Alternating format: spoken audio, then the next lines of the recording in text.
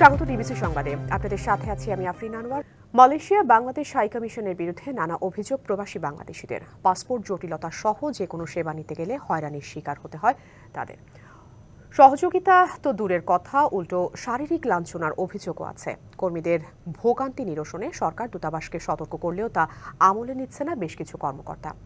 অভিবাসন বিশেষজ্ঞরা বলছেন, স্বচ্ছতা এবং জবাবদিহিতা না থাকায় এমনটা ঘটছে। 5 আগস্ট আওয়ামী লীগ সরকার পতনের পর দায়িত্ব নেন ডক্টর ইউনূসের নেতৃত্বে অন্তর্বর্তী সরকার। এরপর প্রবাসীদের হয়রানি বন্ধে বিদেশি বাংলাদেশি দূতাবাস ও হাইকমিশনকে নানা নির্দেশনা দেওয়া হয়, কিন্তু বাস্তবে এসব নির্দেশনা পাত্তা না দেওয়ার অভিযোগ প্রবাসীদের। বাংলাদেশ থেকে বিদেশে যাওয়া কর্মীদের পাসপোর্ট সহ নানান জটিলতায় পড়তে হয়। মালয়েশিয়া প্রবাসীদের অভিযোগ, হাইকমিশন এসব সংকট নিরসন না করে উল্টো হয়রানি করে। আমার বলতে আছে ইমার্জেন্সি আমার বইটা দিলে আমার বই ভিসাটা রিনিউ হবে, কিন্তু আমি অন পর্যন্ত বই হাতে পাইতেছি না।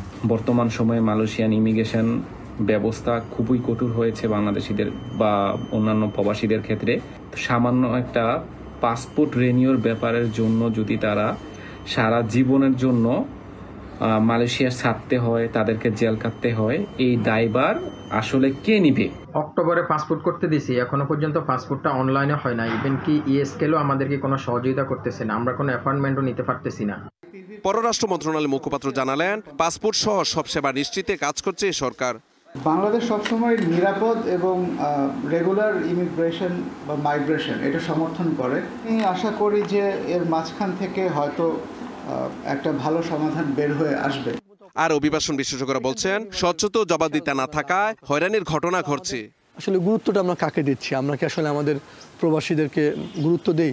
আমি মনে বলছি কাগজে কলমে আসলে কত লোক যেতে পারলো, কত রেমিটেন্স আসলো, সেটা নিয়ে আমরা যতটুকু ভাবি, তার তুলনায় সেই মানুষগুলো যে মানবিক মর্যাদা সেটুকু আমরা দিই না বলি। আমরা দেখি তার পাসপোর্ট, টিকিট, মেডিকেল সব জায়গায় হয়রানি।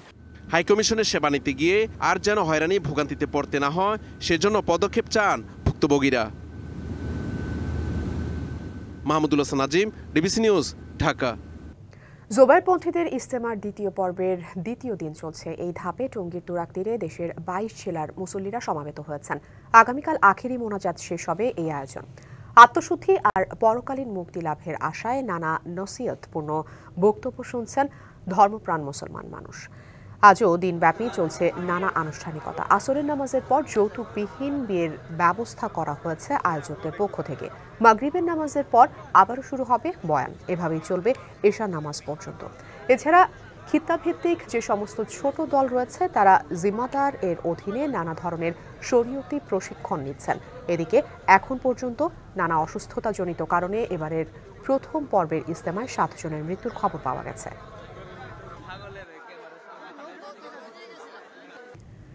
রাজধানীর শেওড়াপাড়ায় একটি আবাসিক হোটেলে সারা রাত আটকে রেখে সংঘবদ্ধ ধর্ষণের অভিযোগ তুলেছেন এক নারী।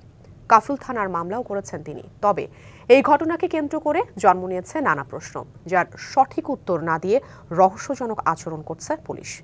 সব প্রশ্নের উত্তরই এড়িয়ে গিয়েছেন মিরপুর জোনের সহকারী পুলিশ কমিশনার। 10-12 জন আরও আছে, মানে ও চিনে না, ঠিক আছে, চিনে না। রাত ভরি ওর সাথে গণরোশন সাগর হচ্ছে বলে ওই যে গেট তালা মারছিল, ওকে রিসিভ করছে, এমনকি গেট তালা মারছে।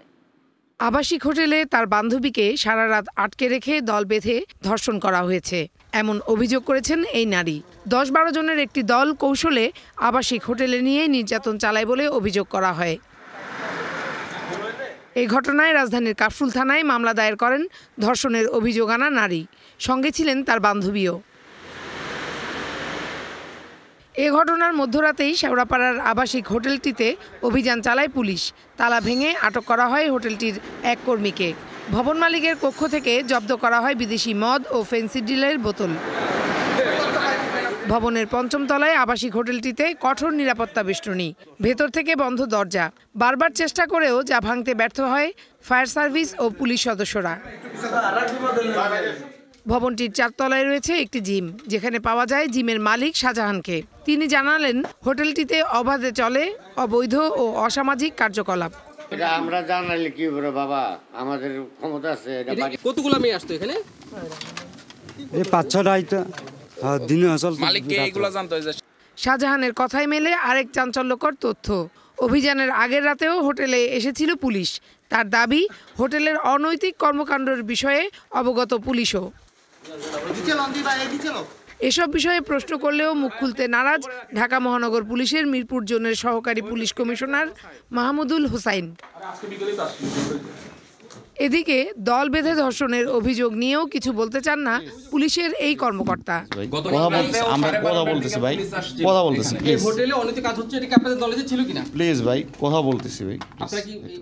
Farhana Juthi, DBC news, Dhaka.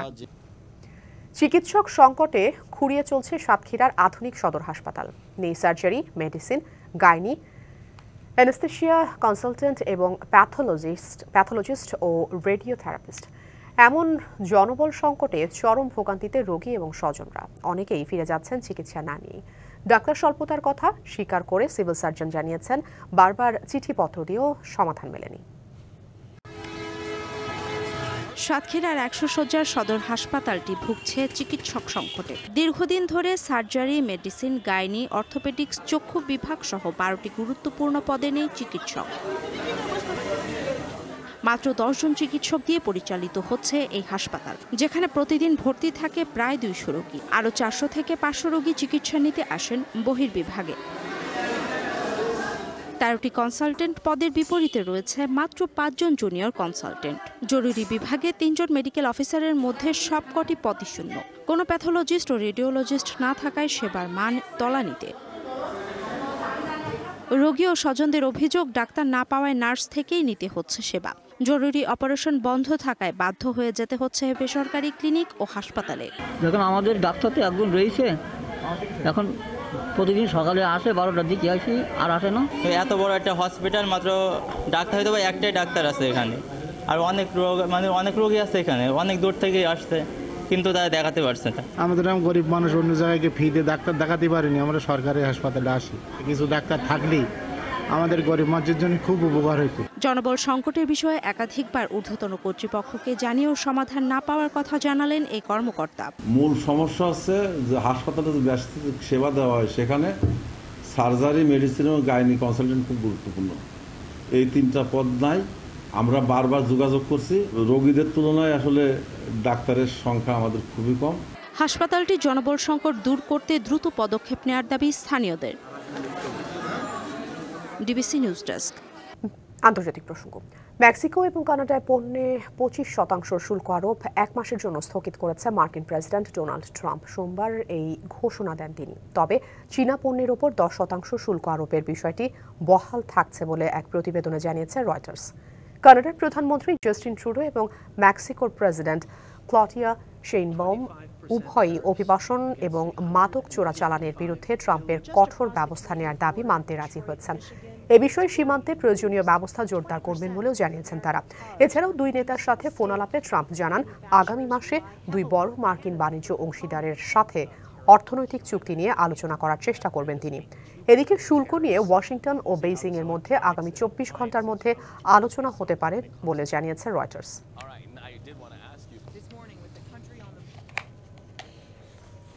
ইউক্রেনের রুশ আগ্রাসন এবং মার্কিন প্রেসিডেন্ট ডোনাল্ড ট্রাম্পের নীতি ইউরোপকে আরও বেশি দায়িত্বশীল করেছে বলে মন্তব্য করেছেন ফ্রান্সের প্রেসিডেন্ট ইমানুয়েল ম্যাক্রন। সোমবার ব্রাসেলসে ইউরোপীয় ইউনিয়ন ইইউ নেতাদের এক সম্মেলনে তিনি একথা বলেন। সম্মেলনের শুরুতেই ইউরোপ থেকে আমদানি করা পণ্যের ওপর যুক্তরাষ্ট্রের শুল্ক আরোপের ঘোষণা নিয়ে আলোচনা হয়। ইইউ নেতারা ডোনাল্ড ট্রাম্পকে সতর্ক করে বলেন, বাণিজ্য যুদ্ধ শুরু করলেই ইইউ পাল্টা ব্যবস্থা নেবে। ম্যাক্রন বলেন, ইউক্রেনের রুশ আগ্রাসন এবং ট্রাম্প প্রশাসনের পদক্ষেপ ইউরোপীয়দের ঐক্যবদ্ধ ও সম্মিলিত সুরক্ষার বিষয়ে আরও সতর্ক করেছে। তবে যুক্তরাষ্ট্র ও অন্যান্য নেটো সদস্য দেশগুলোর সঙ্গে শক্তিশালী নিরাপত্তা অংশীদারিত্ব বজায় রাখা এবং মার্কিন অস্ত্র কেনা অব্যাহত রাখা ইস্যুতে বেশ কয়েকজন নেতা একমত পোষণ করেন। সংবাদে এই ছিল এখনকার মতো। ডিবিসি নিউজের সংবাদগুলো পড়তে ভিজিট করুন dbcnews.tv আর ভিজিট করুন ডিবিসি নিউজের ফেসবুক পেজ এবং ইউটিউব চ্যানেল। সঙ্গে থাকুন ডিবিসি।